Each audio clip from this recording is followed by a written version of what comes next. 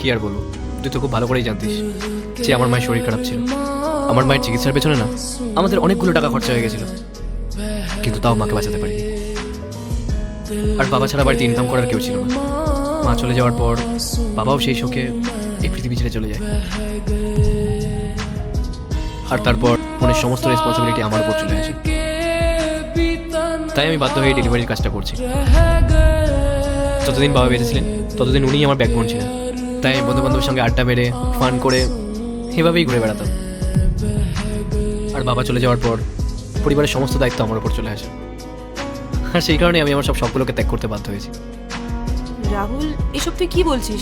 এত বড় একটা ঘটনা ঘটে গেল আর তুই আমাকে কিচ্ছু জানাসনি?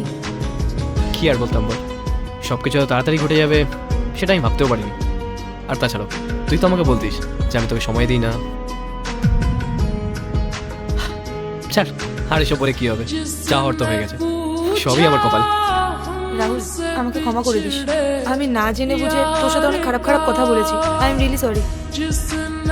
আরে ঠিক আছে ঠিক আছে, আর বেশি ইমোশনাল হতে হবে না, আর সরি টরিও বলতে হবে না। তোর অর্ডার পেয়ে গেছিস তো, চল যাই এবার এখান থেকে। রাহুল, অনেকদিন বাদে তোকে দেখে তোর সাথে কথা বলে খুব ভালো লাগলো। আবার এদিকে যেদিন আসবি আমাকে বলিস, তাহলে আমি তোর সাথে একটু দেখা করে কথা বলতে পারবো। কি? আমি দেখা করবো? তো আবার তোর মতো শাকচুন্নির সাথে? কখনোই না।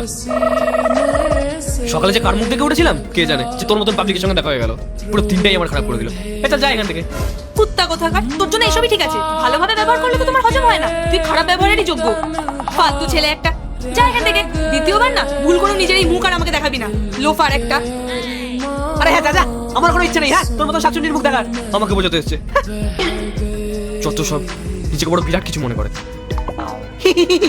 আমার কাছ থেকে হাসছে।